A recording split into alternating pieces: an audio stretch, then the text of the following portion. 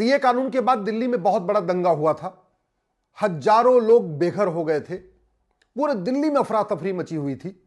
उसमें अंकित शर्मा जी को 400 बार चाकुओं से गोदा गया था, दिलवर नेगी को जिंदा जला दिया गया था, रतन लाल जी की निर्मम हत्या हुई थी।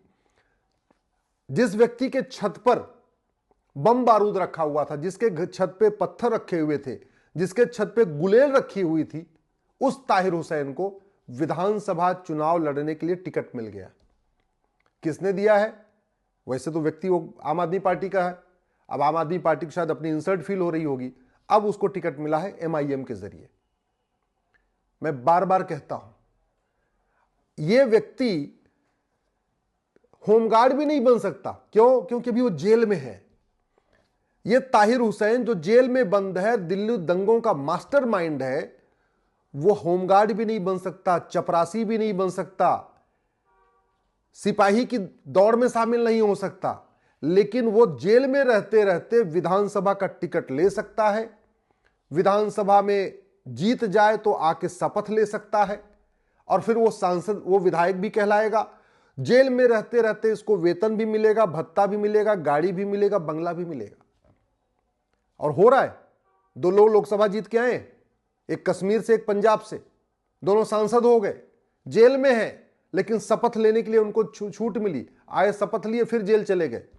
वेतन उनको आज भी मिल रहा है, भत्ता आज भी मिल रहा है, पूरी सुविधा उनको आज भी मिल रही है। ये अलग बात है कि वो जेल में है इसलिए वो free air ticket, free rail ticket वाला पास उनका बेकार जा रहा है। तो वही हाल ताहिर हुसैन का हो रहा है। इतना घटिया कानून तो कहीं नहीं है, पूरी दुनिया में इतना घटिया कानून नहीं है। जो व्यक्ति पूरे दिल्ली में आग लगवाना चाह रहा था, पूरी तरीके से कम्युनल दंगा जिसने कराया, सीए कानून के बारे में झूठ बोला, झूठ बोलने के कारण अल्टीमेटली सीए कानून भारत के किसी व्यक्ति की नागरिकता लेने का तो कोई संबंध था नहीं। जो सीए कानून है, न वो भारत के लोगों की नागरिकता लेता है, न भारत के लोगों की नागरिकता देता है।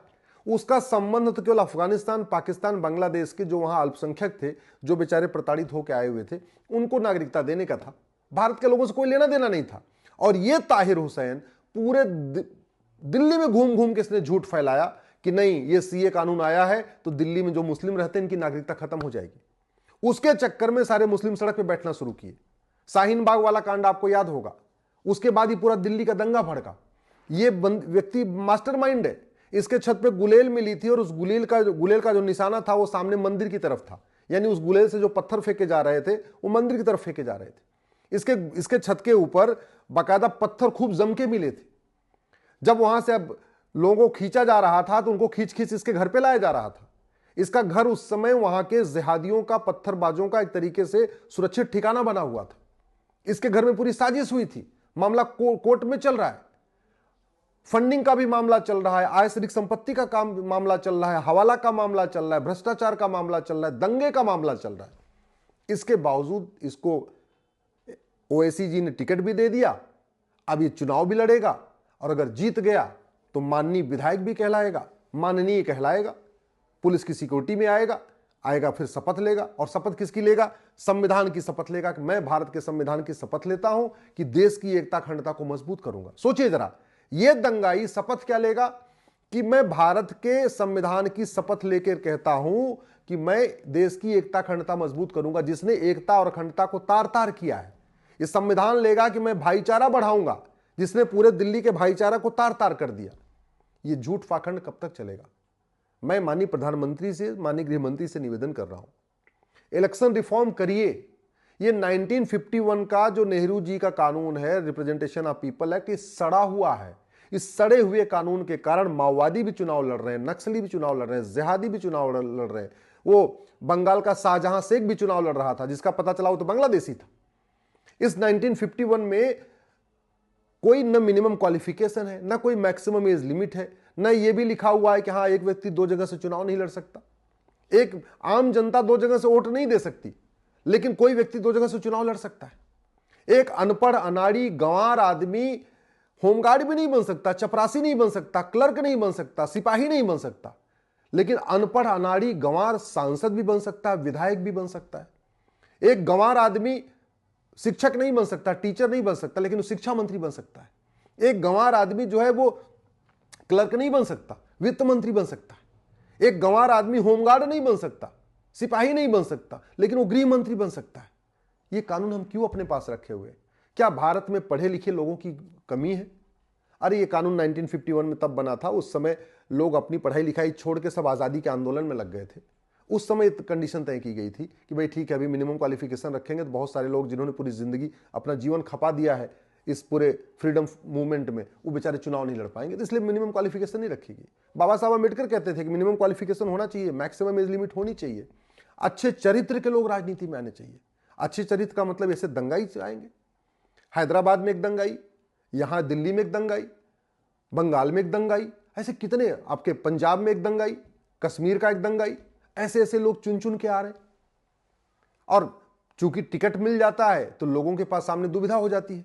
कई बार ऐसा होता है पार्टी अच्छी होती है लेकिन कैंडिडेट घटिया होता है। अब वो सोचते हैं मैं कैंडिडेट को देखूंगी, पार्टी को देखूं, तो पार्टी देख के वो दे देते हैं, वोट दे देते हैं।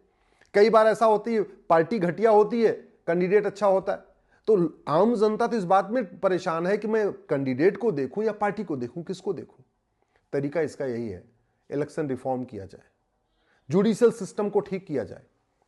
और पहली बात, जिन लोगों के खिलाफ गंभीर मामलों में, रेप के मामले में, मर्डर के मामले में, दंगे के मामले में, बलात्कार के मामले में, भ्रष्टाचार के मामले में, कालाधन हवाला के मामले में, जिनके खिलाफ कम से कम कोर्ट ने चार्ज फ्रेम कर दिया है, उनको तो चुनाव लड़ने से रोक देना चाहिए।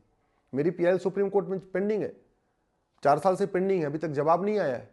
हमारा यह कहना है चलो एफआईआर फर्जी हो सकता है, चलो एक भी मान लिया कि शिकायत फर्जी हो सकती है, एफआईआर फर्जी हो सकता है, पुलिस जांच भी फर्जी कर सकती है, चार्जशीट भी फर्जी बन सकती है, मतलब गलत प्रभाव में बन सकती है। लेकिन जब चार्ज फ्रेम हो गया, चार्ज फ्रेम के पहले तो जज दोनों पक्षों को सुनते हैं, थोड़ा दिमाग लगाते हैं और फिर तय करते हैं कि मुकदमा चलाने लायक है कि नहीं है, चार्ज फ्रेम हो, इसमें कौन कौन सी धाराएं चलेंगी।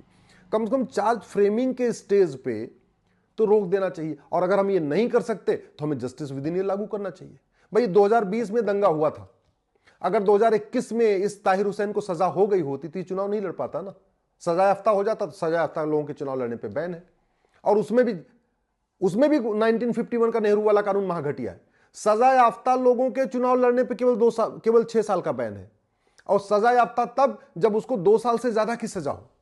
एक आम आदमी को अगर 2 दिन की सजा हो जाए तो जिंदगी में कभी सरकारी नौकरी कर ही नहीं सकता।